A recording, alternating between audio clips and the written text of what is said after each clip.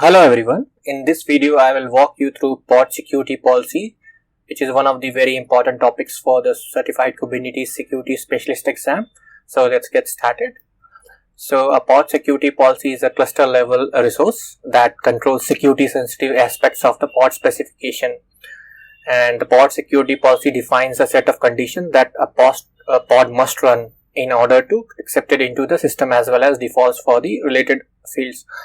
So just to elaborate more, as you know, everything runs as a pod or a deployment. So even if it's a deployment, we can define policies, and all the policies when you create the deployment or a pod, it must adhere to. So you can define like run as which user, whether privileged mode is allowed or not.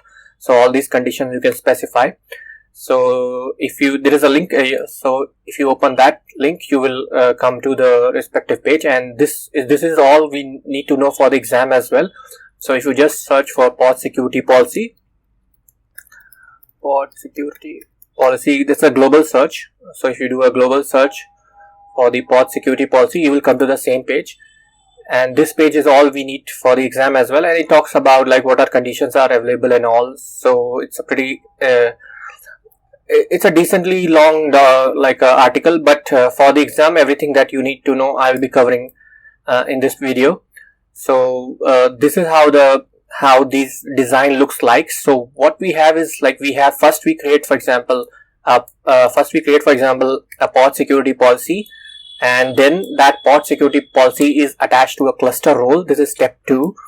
Then we create for example, within a namespace, let's say you have a prod namespace and you have team specific namespace, you would have service account in that namespace. This will be step 3. And finally, you bind service account with the cluster role using a cluster role binding. So this will this is how the pod security policy through cluster role binding gets implemented for a for a namespace like this. And once that happens, all the pods, everything will be using the rules as defined in the pod security policies like this. So these pods will actually start.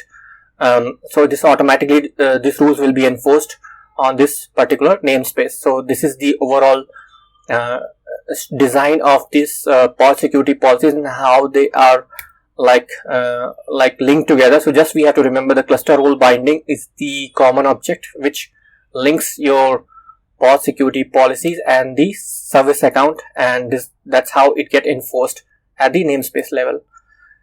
So this is a 7-step process. The process are pretty fast, so I'll just quickly walk you through. So we create a pod security policy, cluster role, service account, cluster role binding, and we enable the plugin in Kube API server, and then we'll just test it. So the major steps are only the top 5 steps, or top 4 actually.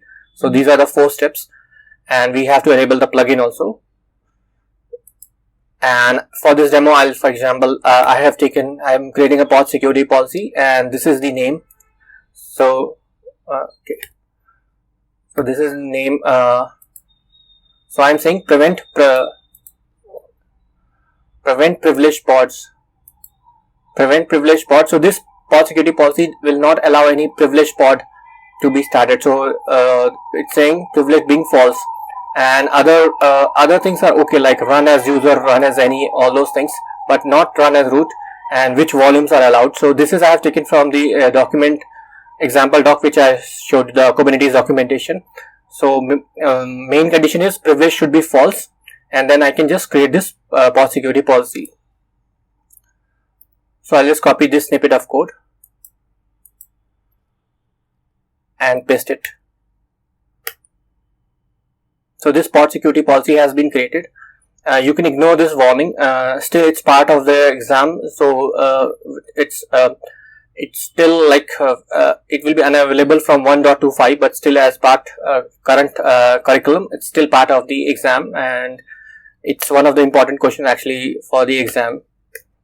So next we will be creating a cluster role, and herein I am creating a cluster role, and I'm giving a name like prevent privilege pods cluster role, and I'm saying resource. So this is the resource, like what resource it's attached to, pod security policies, and it can use this cluster role can use this particular pod security policy which I just created in my previous step. This was the name which I gave, like prevent privileged pods.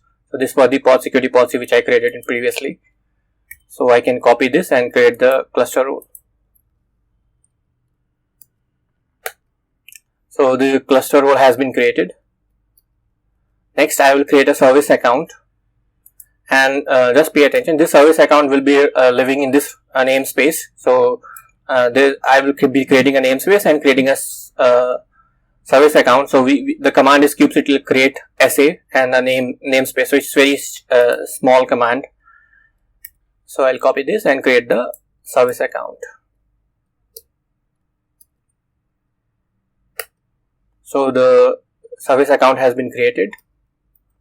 Next, as I mentioned, we have to bind the service account with the cluster role. So this is how it looks like.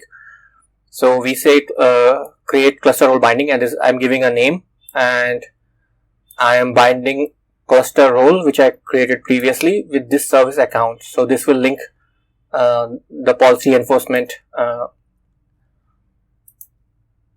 So I can create the cluster role binding object, and the cluster role binding object has been created. Now I just have to enable the plugin. This you can do it before or later, it doesn't matter, but I'm doing it at the end. So for this, I have to enable plugin, and it's in Kube API server. So if I come down, it's at the plugin level. So I can add pod, and it's all case sensitive. It should be exactly like this, pod security policy, and I can save and exit. So once I add that, my Kubernetes server kubelet would automatically restart, and I just have to wait for it to come online. So I'll just let it run.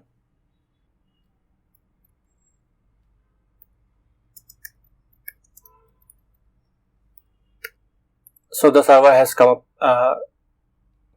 online. I can just do the test now. So just for this, I'll just try to create 2 pods, and one will be like privileged pod by giving privileged being true, and another will be regular because default is false. So the first one should fail and the second one should pass. So I just copy paste this in my terminal. So the first one, as I mentioned, is failing because the privileged containers are not allowed as per the pod specification or pod security policy, and the second one, which is non-privileged, is allowed. So if you want, you can if you want to clean up all the object, it's optional, but anyway, I like to keep things clean. So I'll just delete all the objects that I created for this demo. So that's all I wanted to cover for pod security policies. Thanks for watching. Bye.